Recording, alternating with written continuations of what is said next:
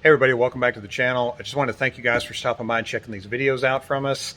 Also, you can follow me on social media if you like the content on Facebook and on Instagram. Also, giving me a quick like and subscribe. It helps these videos reach a broader audience and it can help a lot more people. It's free, it's easy to do, but it really helps me out and I really appreciate that. Anyways, I hope you enjoy the video and we'll see you on the next one.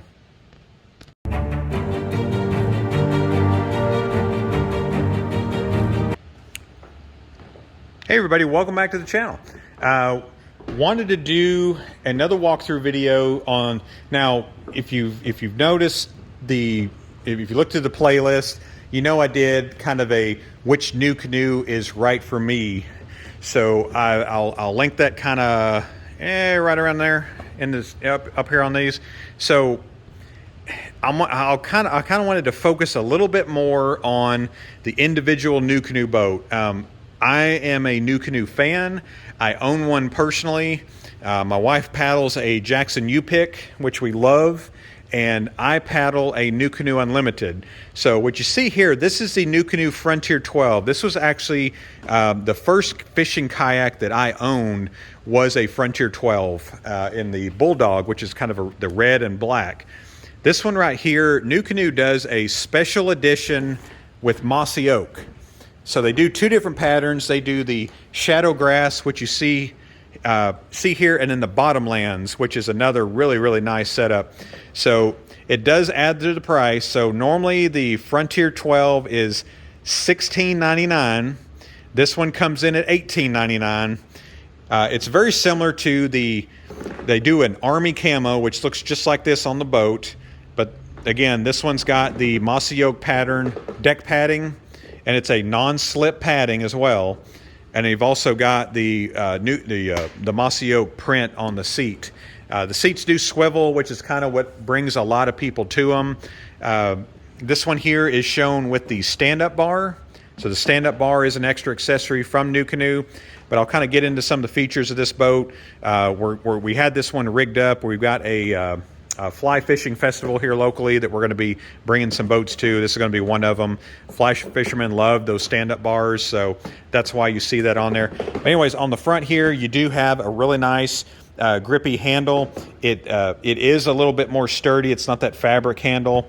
You do have rod tip protectors built into the deck.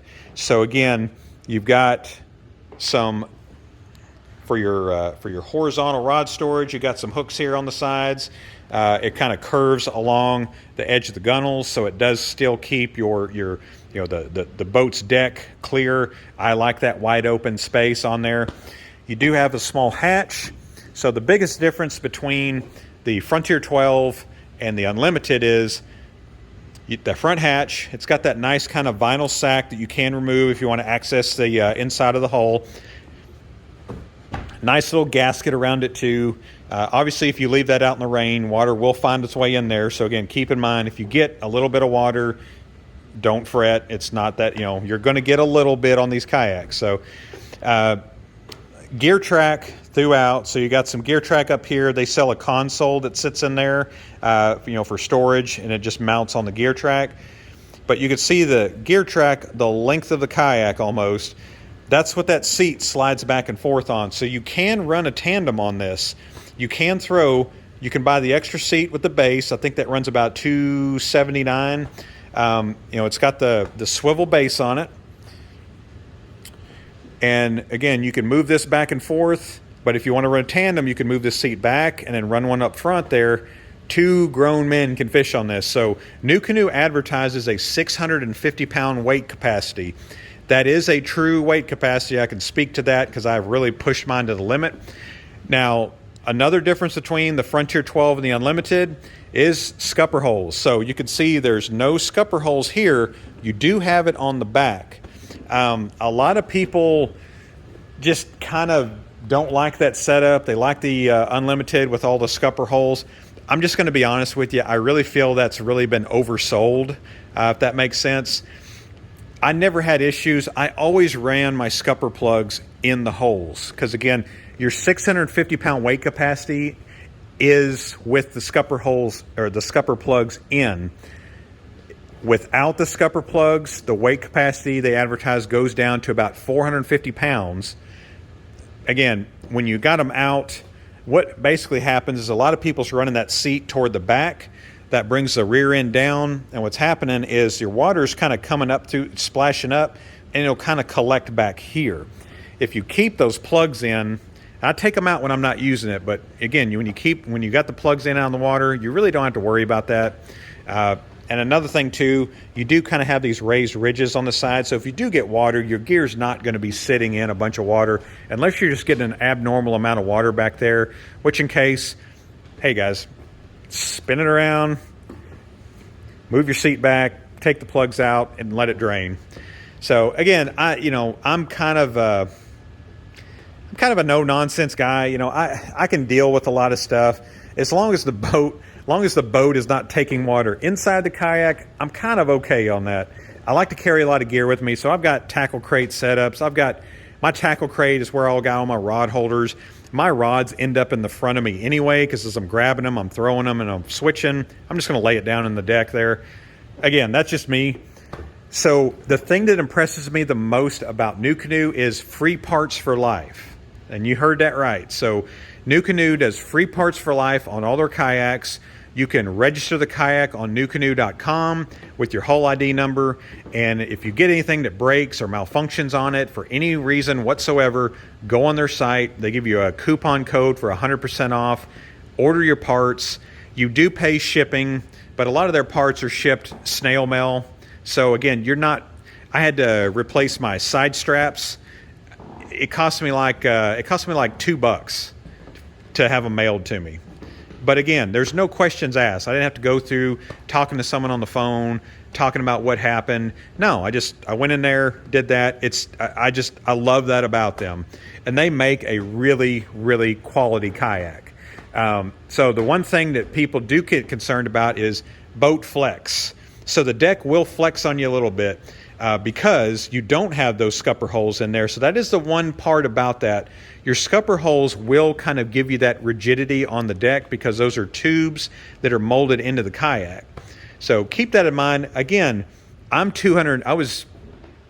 losing down here, so I'm getting down below it. But, at about 270 pounds with about another 50, 60 pounds of gear or more with me, I never had a problem with that. I stand up on this kayak. I've put some pretty big dudes in this kayak, and they absolutely love it. It's 41 inches wide too. So at 41 inches wide, you get a really wide kayak. It's 12 foot long. But with that, it weighs 77 pounds too. So to me, 77 pounds on a 12-foot kayak is not excessive. But with that weight capacity, you're getting a really good value, in my opinion. They used to use the plastic accessory rails. Now these are all aluminum. The seat base has changed a couple of years ago.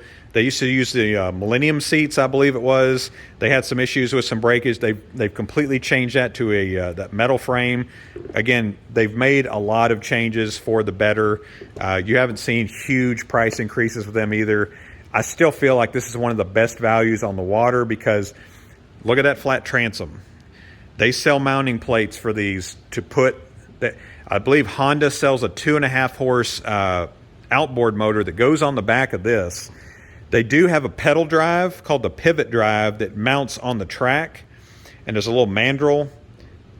Your prop is on the back and it drops down the water. It's like a trolling motor that you control with your feet. Who'd have thought that would have been the best thing for a prop is on the back of your kayak pushing you forward? Because think about it, that is going to be your rudder and your prop, your propulsion. So keep in mind that. You can also buy Motor Guide XI3s with the spot lock through Nucanoe. They mount on the front. They sell the mounting hardware. They sell a plug-and-play kit that's got your internal wiring.